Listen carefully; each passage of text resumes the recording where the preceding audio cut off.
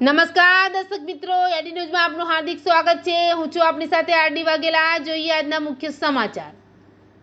અંકલેશ્વરના પાનોલી પોલીસે ગેરકાયદેસર રીતે સંગ્રહ કરાયેલ ઇન્ડોનેશિયન કોલસાનો મોટો જથ્થો ઝડપી પાડ્યો।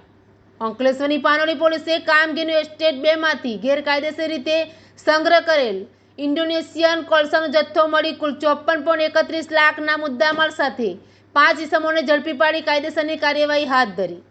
અંકલેશ્વરના બાકરોલ ગામની સીમમાં આવેલ કામગીરીનું એસ્ટેટ 2 સ્થિત પ્લોટ નંબર 6 અને 7 ના કમ્પાઉન્ડના ગોડાઉનમાં ઇન્ડોનેશિયન કોલસાનો ગેરકાયદેસર રીતે સંગ્રહ કરી અન્ય જગ્યાએ વેચાણ કરવામાં આવી રહ્યું છે।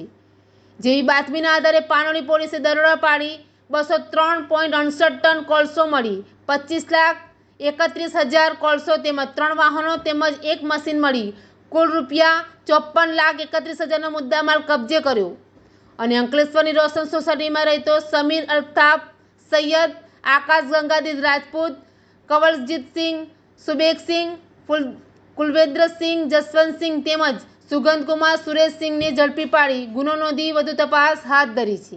એડી ન્યૂઝ સાથે રિપોર્ટ જયેશ પ્રજાપતિ, અંકલેશ્વર।